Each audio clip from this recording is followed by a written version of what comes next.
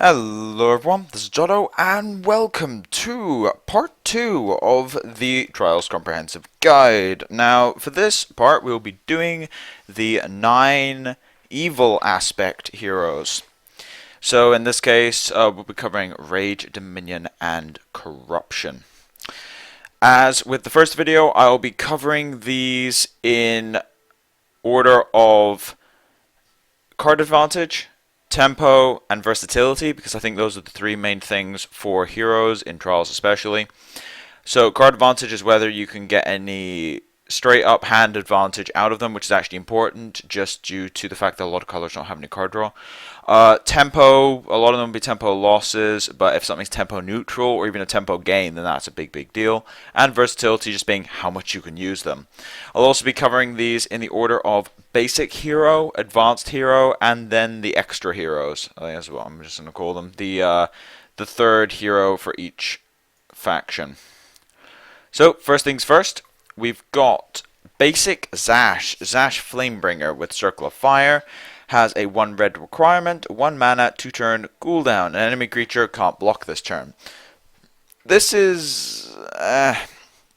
it's a bit of a mediocre ability. So, card advantage wise, it doesn't offer much at all, actually. You can debate that you can stop your opponent from getting a favorable switch on the block. I mean, it kind of works, but the problem is that Rage doesn't have a lot of high-quality creatures, so most of the time you'll be trading anyway, not getting advantageous blocks or attacks, since a lot of red strength comes in being able to rush your opponent down, and not so much in getting those favorable attacks in. So, yeah, it's not really a point there. Now, as far as tempo goes, it does work in this regard because your opponent can spend his entire turn to play a creature, and then you spend 1 mana, and it's basically that that creature doesn't exist for a turn. So, it is a tempo ability. What's the problem with this thing? So, versatility-wise, it has some issues. Now, first of all, it is very cheap, and it has a low cooldown. It has 2 cooldown, which is the lowest for hero powers. However, this ability does absolutely nothing when behind. That's the main problem. When ahead, it will let you win the game, and that's why mono-red aggro decks have used basic Sash a lot in the past. However, when it comes to Trials, you're probably not going to be getting these situations very often, and you don't have as much burn. On top of that, most of Red's burn will be coming from spells in Trials, instead of things like Flame Serpent, just because of rarity's sake. Flame Serpent being a rare, Fia's a rare, and Fireball and Dragonfire are common and uncommon. So just through rarity, you'll be expecting to get the burn spells as opposed to the creatures. So it does limit its usefulness. Not being able to be used when you're behind, I think, is the main issue, though. That can be crippling, and it reminds me a little bit of basic Nefaris' ability, which we'll get to a little bit later. There's a helicopter outside. But anyway. On to Sash the Annihilator with his ability Firestorm. 2 red and a generic. 5 mana. 3 turn cooldown. The most expensive ability in the entire game. Well, apart from Advanced Spellweaver, I guess, when you just pump massive amounts of mana into it. But as a baseline cost, the Firestorm ability is huge cost-wise. However, it does deal 3 damage to each creature, which is a massive AoE. It's basically a cataclysm in a lot of situations. So what you're doing is you're paying an extra aspect for cataclysm that doesn't quite kill every creature. Now, this is one of the stronger hero powers, and this kind of relates back to Advanced Darius a bit here, where we've got... Card advantage-wise, yes, it will often just wipe the board of anything small, and provided that your opponent doesn't have quite a few big threats, this basically stops them from being able to win the game fast. Like, it kind of works the same way as Advanced Darius, although Advanced Darius is better at stalling, whereas Advanced Sash is kind of better at just saying no in terms of small creatures. Because they can't play anything with 3 HP or less into an Advanced Sash. They kind of have to wait and try and force you to use the hero power, and then they get their 2 turns of just attacking before you get the extra ability. So it does put a massive stop on your opponent's attacks. Now, it can't deal with 4 HP creatures, and 4 HP creatures are a nightmare for red in general, and that is the only problem with it, card advantage wise, is just not being able to deal with the threats that your color has issues with anyway, especially considering being an advanced hero, it has a double requirement for the aspect in question, so you're kind of forced to focus on that color. Now, in terms of tempo, it's not a fantastic tempo ability in the early game you can't even use it, and in the late game, it only becomes a tempo ability when you wipe the board, then you play something, then it's a tempo ability. But that's much, much later in the game. For most of the game, you'll be relying on this as kind of a just let's sort of close the floodgates type ability, and it means you can't really use it for tempo. It's a card advantage engine pretty much for rage. Now, versatility wise, this does have a few issues. However, it excels when you're behind, and this is something which actually brings its power level up quite significantly. It is a hero power that is at its best when you're behind, which is just crazy.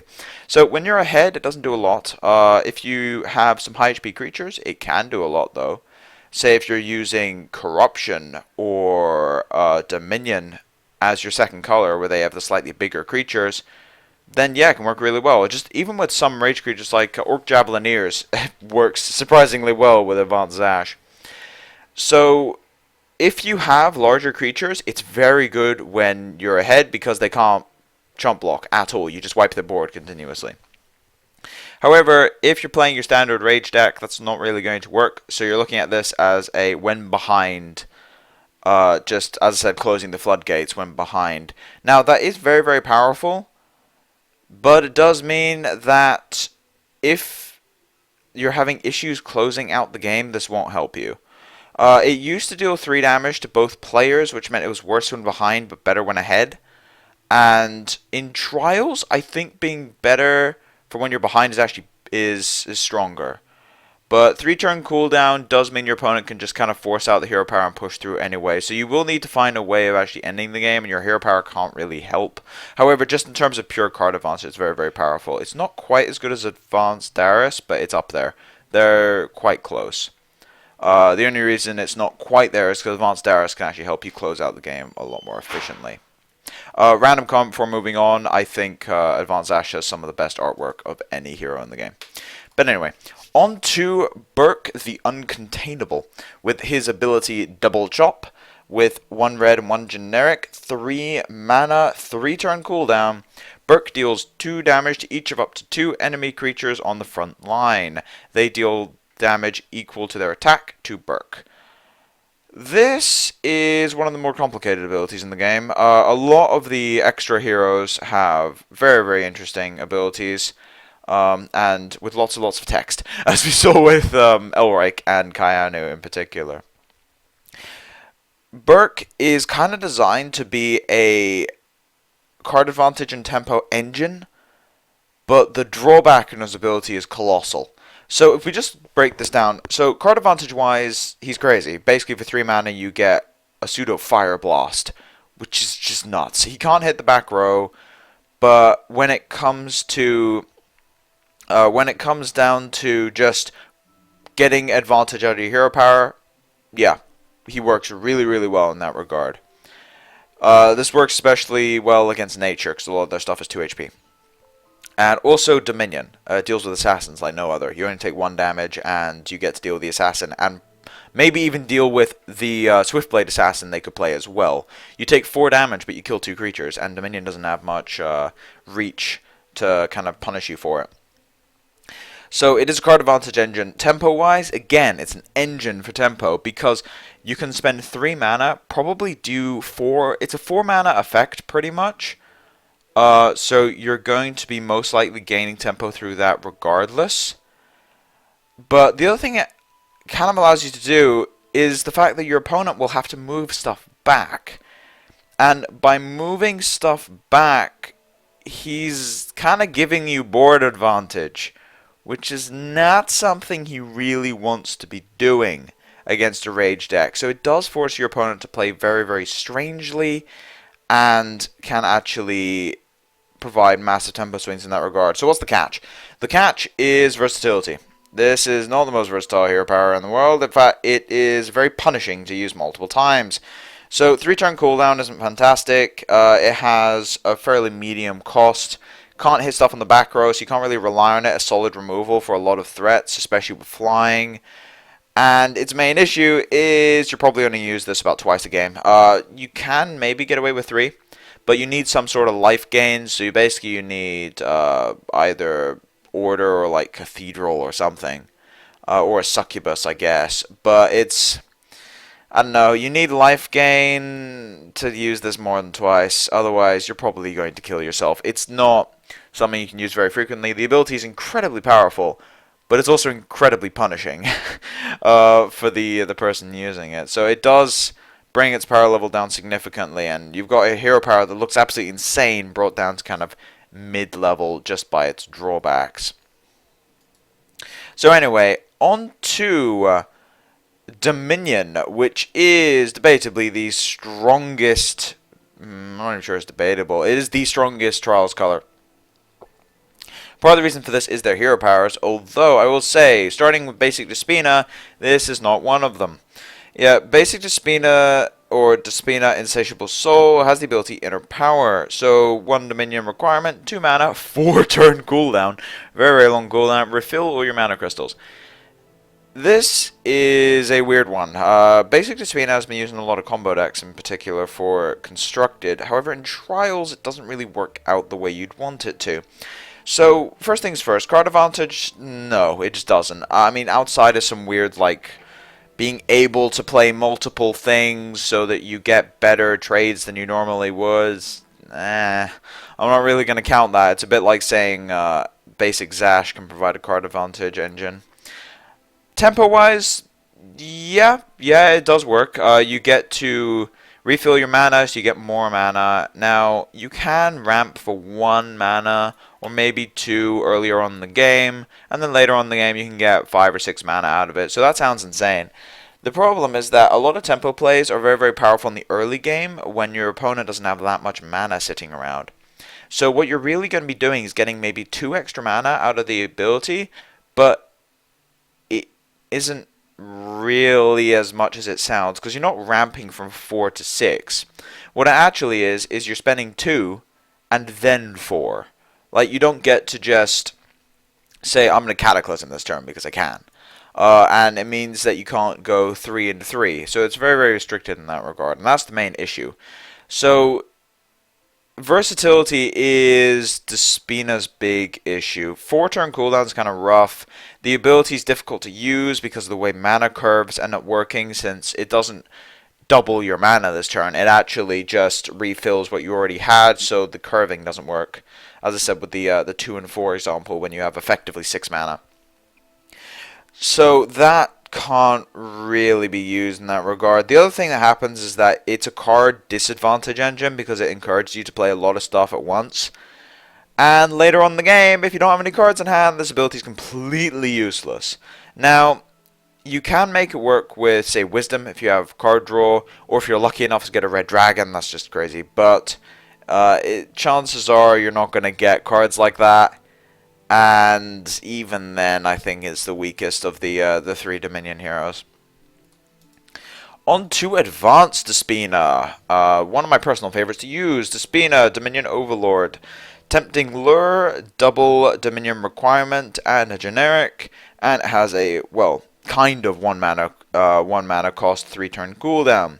Then, on top of that 1 mana cost, you can pay any amount of mana, search the enemy hero's deck for a creature with combined level and cost equal to that number, and put it onto the field under your control. Shuffle that hero's deck.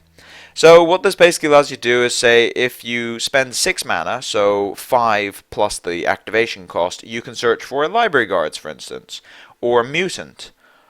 Now, first of all, that's a very, very expensive. Library guards and mutant. You're spending 6 mana, 3 aspects for this. However, it can be quite powerful in the right player's hands. Now, this is a card advantage engine for Dominion, which is something they don't really have. A lot of their card advantage comes from just higher quality cards, not so much draw. So Advanced Spina does allow you to effectively draw cards by just getting them out of your opponent's deck. Some of the really, really good ones to search for, just a tip here, because it's not the easiest ability to use, and if you miss, it's crippling, are things like Mesmerizing Spirit, Library Guards, Mutant. 5 is really, really good with a couple colors. 4 is really good with Corruption and Wisdom as well. And with Nature, you can often search for 3 to get a good 2-drop. I mean, you can get 2-drops. You can also search for Haldari Rider, because the idea is if you miss, it's not too bad, because it means he doesn't have a Haldari in his deck, but yeah. So, you do have to be careful with how you search with Advanced Spina, and as a result, a lot of newer players, and even mid-level players, tend to shy away from using her in Trials, because missing is not a good experience. But anyway, tempo-wise, you're basically, it's the same as not Advanced Darius, Basic Darius. You're exchanging tempo for card advantage, and yes, you can in theory get like a Karthus out of his deck and then you gained tempo, but you didn't really, because you spent 9 mana for it, so it's not really a tempo gain, it's just a card advantage gain, and because your opponent didn't have enough cards to refill the board, it makes it look like a tempo gain. It's actually not. In reality, this is always a tempo loss, just based on mana. And depending on the stage of the game, that tempo loss can either be crippling or inconsequential. So that's kind of where the illusion comes in. Now, versatility-wise, the only mark against Advanced Spina is the sheer cost of the hero power. That's the only mark against it. You can't use it for the early game. You might use it once in the mid game, but I doubt it. This is a late game ability and works very, very well in 2 situations. A control deck that wants sustainability, or a mid-range deck that wants to be able to grind out the longer games if it needs to. And these are both situations that happen a lot. However, aggro decks can't really use Advanced Spina that easily. Like, Nature Dominion can play very aggressively, but Advanced Spina doesn't really lend herself to that. That's more of Coronis' kind of domain. But if you're playing a more mid-rangey draft, it does work out well. But besides that, Advanced Spina is quite solid. You do get a lot of decision making that happens with Advanced Spina, which is very, very difficult to actually, 1, explain, and 2, requires just a lot of experience to get used to.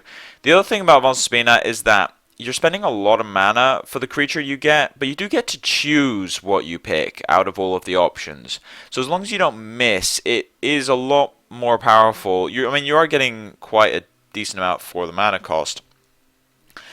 But the problem is if you do miss, it's crippling, and that's where you got to be careful. It's not just the mana cost, because later in the game the mana cost probably won't matter, it's the cooldown. If you miss, then you can't use the ability for 3 turns, which is a little brutal if you're relying on it for your card advantage. The last of the Dominion heroes, and probably the strongest, is Coronis the Blood Reaper. His ability, Soul Raven, has a requirement of 1 Dominion and 1 generic, and it costs 2 mana, 2 turn cooldown. Pay 2 life, summon a Soul Raven, and at the end of turn, if the enemy hero was dealt damage this turn, put a Might Emblem on each Soul Raven you control. Soul Ravens are level 1, 1/1s with 2 speed, flying, and life bound. This is a very strong ability, and should never be underestimated. So just looking at this just step by step, card advantage wise, definitely. You're getting your 1/1, which isn't fantastic, but if you hit them, you get a 2/2, and they get bigger over time. Meaning that your opponent will often have to spend resources to deal with your Soul Ravens, and that can be colossally punishing. So Soul Ravens are very, very difficult to handle, and basically are like 2-drops. They're like decent 2-drops, just on their own. So you actually do get quite far ahead the longer this goes. There's a reason it has a drawback. Now, as far as tempo-wise goes, this is one of those few hero powers that offers card advantage and either tempo neutral or tempo gain on the ability. This is probably the strongest token hero power just in terms of, like, overall power level. I mean, Ulrich makes the biggest tokens, but Soul Ravens are probably just the most useful in the most situations, with one exception being Harpy, but Harpy doesn't come up as much in Trials. But yeah, if you get a 1/1, it's a tempo loss. But if you get a 2/2 flying lifebound with 2 speed for 2 mana, yeah, I'm happy with that. In fact, I will often go out of my way to make a Soul Raven on turn 3 if I can get away with it. If I can get away with making a 2/2 Soul Raven on turn 3 instead of playing my 3-drop, I will. Because it gets bigger over time, they have to handle it, and it means that they're spending resources for basically just 2 life on your part, and life is not really a problem earlier on in the game. They also have life bound, so they have to deal with them anyway as they pay themselves back. Now, versatility is an interesting topic here because 2-turn cooldown is very, very short. If you're winning, the Soul Ravens will close out the game on their own pretty much because you don't have to invest any more cards into the board, but you can still keep applying pressure. So you can kind of play around Cataclysm just by flooding the board with Ravens and just having 2 creatures on the board, and it's basically like they're getting tempo out of their Cataclysm, but chances are they're not in a situation to switch it over anyway, so you can just play all the other creatures you drew in that time.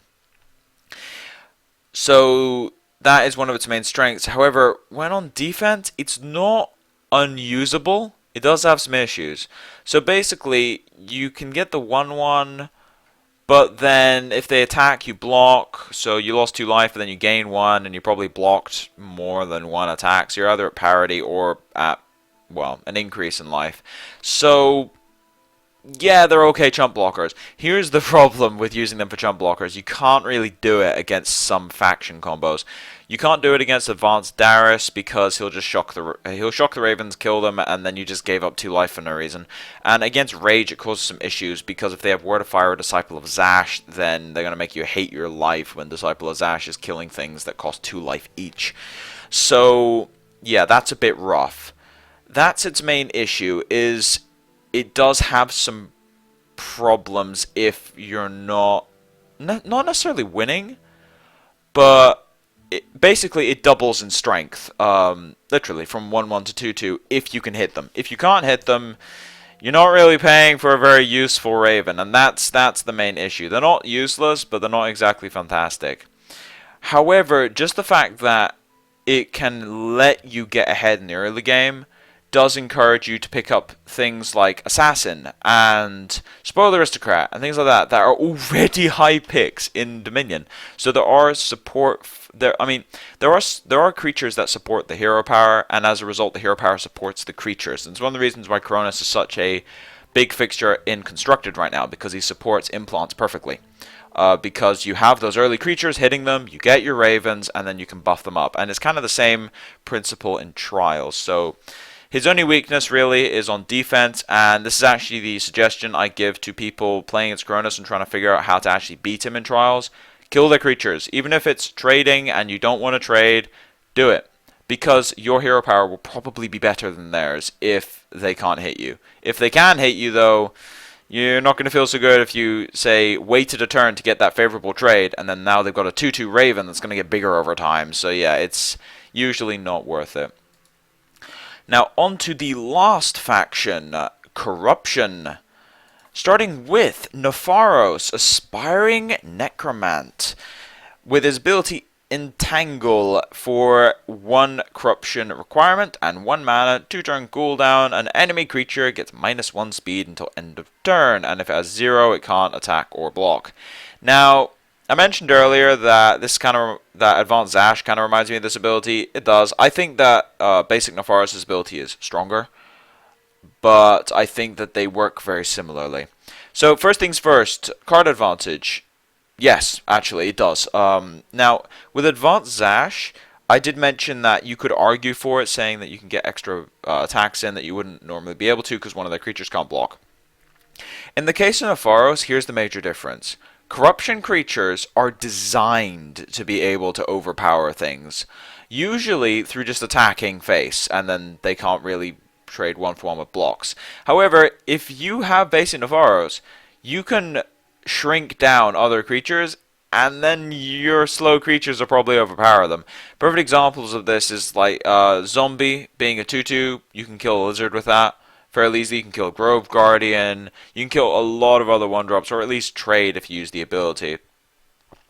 And other examples are like Zombie Giant. Zombie Giant has massive stats for its cost, and with the ability you can actually get in trades. Insatiable Ghoul can take down Library Guards, things like that. So it is actually a card advantage engine if you have a board, which we'll talk about a little later. Now, as far as tempo-wise goes, yeah, for similar reasons. I mean, you can reduce things speed down to 0 if you have a Hands from Beyond, generally. Unless you're playing them against another corruption-based deck, then yes, you can just use it to stop things from blocking. But I mean, it is a bit of a tempo ability. It only costs 1. You can use it in your curve. 2-turn cooldown is very, very short, and you can use it to just kind of get your free attacks in, and then they lose out on mana, even if they're not losing out on card advantage. They may have to use a trick, and you're basically just trading hero power for trick, and the tricks often cost more mana, so it does cause some issues. So it is a tempo ability. However, it's a bit flipped from basic Zash, where basic Zash is more tempo focused simply because it's very one-dimensional, whereas basic Nepharos' ability is multi-dimensional in the way you can actually use it, and often when you are getting those card advantage boosts from it, you'll also be gaining a tempo advantage from it, just based on the fact that most corruption creatures have higher stats than their cost would normally imply because they have lower speed to compensate. Now, as far as versatility goes, it does work well with the color. The problem with it is it doesn't do anything if you're behind. This is a major issue with Nepharos. Now, unlike with Rage, it is slightly manageable because Corruption has harder to kill creatures. Their stats are larger, and also things like Infected Survivor is very difficult to kill in one combat. You basically need a ping or a weakness counter or something. So it does bring up the hero power a little bit, but it's still kind of brutal. You need to get on board fast with this, and as a result, it works really, really well with some of the faster color combos, like Nature Corruption works a lot better with Nepharos than, say, I don't know, Wisdom Corruption, because Wisdom Corruption tends to be a bit slower, whereas Nature Corruption, you can even use the ability to make Sharpshooter even more disgusting than it normally is. So yeah, the ability is situational because it doesn't really work when you're behind. However, it is very, very powerful when you're at parity on board or ahead a bit. It will lock out the game if you're ahead, and if you're at parity, it can help you swing the board in your advantage. So it's not a bad hero power. Advanced Nepharos. Nepharos Necromantic Prince with his ability Occultism, with the 2 Corruption, 1 Generic requirements, 3 mana, 2-turn cooldown. Return a creature that died this turn from the graveyard onto the field under your control. Lose 2 life. So this has the same drawback as Coronis' ability. This is one of those abilities that is incredibly difficult to play around. So just from a standing point here, it gives card advantage on the fact that you're basically reanimating creatures, so you're drawing a card every single time you do this. It usually gives a tempo advantage as well, because chances are you're going to be reanimating things that are 3 mana or more half the time. But it does have its drawbacks, and it has a powerful engine kind of strapped onto it. However, its drawback is its versatility, which doesn't really exist in this case. So the problem with Nepharos is that because Corruption in general has lower speed creatures, it means that while this is amazing on offense because you just attack in trade and then you reanimate your creature or his creature depending on which one was better. Like if it's a mesmerizing spirit, I'll reanimate that and then you get an extra discard. Here's the problem. If you're on the defensive and he kills your creatures, you're not going to get any chance to reanimate them. That's the problem. That and it loses you 2 life, which means that this is much like basic Nepharos, even though they are completely different in the way they work. They have similar strengths and weaknesses. They are tempo and card advantage engines that are difficult to use when behind. When at parity, you can kind of choose your blocks, use some flying creatures, get in there, but if you're under a lot of pressure, this is the last ability you want to be using. It even damages you by doing so, and it kind of feels like a very exaggerated version of Coronis' ability in gameplay. You can't use it in the early game. It allows you to keep up pressure later on if you're ahead. It allows you to gain tempo advantage just by reanimating higher cost creatures. However, it does have that life loss and is not fantastic on defense. Now, Coronis has more strengths than weaknesses, whereas I think Nepharos kind of balances out, and Nepharos is one of those heroes that is very, very good with a mid-range control deck because you can stall out and stabilize, and then whenever you reanimate your own creatures, they're quite powerful, and you're not relying on the strength of your opponent's deck, which, if you think about it, is not a good thing with this hero, because if your opponent's deck is strong enough that he has creatures you want to be reanimating with a hero power, chances are you're behind on board, which means that you're not going to be able to use the hero power very frequently. That is the problem with Advanced Nepharos. And as a result, I think that the color combos that work best with this is probably Wisdom or Dominion, just because you have that higher creature quality that you can kind of expand over time since you're getting reanimates on your own creatures. Life gain is also a nice thing to pick up with Nepharos because of that disadvantage, which means you can't use it that much in a game. You'll probably use it 3 times, maybe 4 maximum if you're lucky. The life loss is not fantastic. At least with Coronis, if you stick a Raven, then you can attack with a Raven, and then you get an extra Raven activation for free, basically, on life gain. And you can use with implants and things like that and gain all that life back, and then you can keep using the hero power. With Advanced Nepharos, that only really applies if you have Succubus, and if you've got Succubus with Advanced Nepharos and Trials, you're probably doing quite well. So yeah, it does have its issues, but it can be a powerful hero power, but it's harder to use. Enoch. I think this is the second worst hero in Trials after Advanced Alexa. So Enoch, the Steel Horror, with his ability Blood Feast. So for 1 corruption, 1 generic, it costs 2 mana, 2 turn cooldown, sacrifice a creature. Creatures you control gain +1/+1 till end of turn, and you gain 1 life for each creature you control. This ability is a perfect example of stuff you should not be looking for in Trials. So first things first, card disadvantage. Because you're sacrificing your own creatures, unless you have Flesh Sculptors, which that may sound good until you realize Flesh Sculptors are rare. You're not really going to be getting most of these in Trials, so you can't really apply the constructed logic here. So it's card disadvantage straight off for a temporary boost that, unless you're gaining a lot out of this, like you have to be gaining some trades or something, keeping in mind that you're using slower speed creatures and you don't have access to speed manipulation through your hero power. You need something like Hands from Beyond. So it's not very good in terms of card advantage. It's probably card disadvantage. Now, you're gaining life, but if you're falling behind on board and then you're also falling behind in cards in hand, yeah, you're probably not doing much. So in terms of tempo, yeah, it can. Like, maybe they have to block some stuff, otherwise they're going to die. So that's kind of the best case scenario. But even then, you're probably going to have, what, 3 creatures on the board? Maybe 4 sack 1, so you get 3, you get maybe 9 damage in. But it's not like you're playing Word of Pain and Succubus in every single deck, because, again, those are rares. You won't have a large amount of access to them. So they're probably not going to block your stuff. Yeah, they're probably not going to block your stuff, and then they'll just wait until Blood Feast wears off and exploit Corruption's lack of instance to just take out all of your creatures. So it's not really a tempo gain either, and it's also one of the least versatile hero powers in the entire game. Yes, it has a short cooldown, but that's about it. Because if you, like, unlike other hero powers where it's bad when behind, this is straight up unusable. Because you can't sacrifice a creature if you don't have one. And if you're just playing creature and sacking it, if you don't have any other creatures that can attack, guess what? The hero power does basically nothing. It gains you 1 life. So it's basically unusable when behind, and when at parity, it's also not very good. It's only really good for sealing out games when ahead.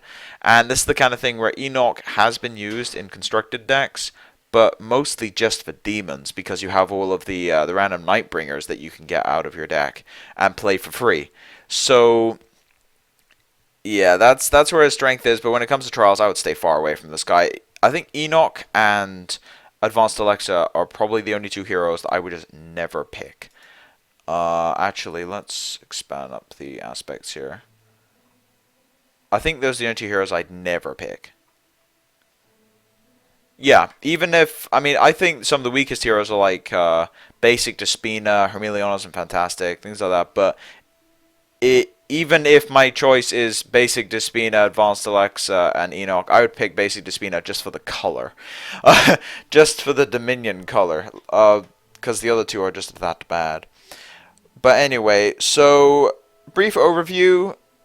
In terms of strongest heroes, the ones I'm really looking for are things like Advanced Darius, Coronis, Advanced Sash is quite good. But besides that, it's more about just looking at the color combos and seeing how they work with the heroes, as we'll cover a little bit later on in this series. For the next few videos, may end up being 6 videos depending on how long each of them are. I'll be going over each faction in depth and what they bring to Trials decks and how their commons and uncommons especially impact their Trials strength. I'll also be looking at rares and epics briefly, but it's mostly commons and uncommons that decide the overall power level of the faction in Trials. But anyway, thank you all for watching. If you like the content, please subscribe. If you have any feedback, want to ask me any questions, put it in the comment section below. But as now, it's been Jotto, signing off.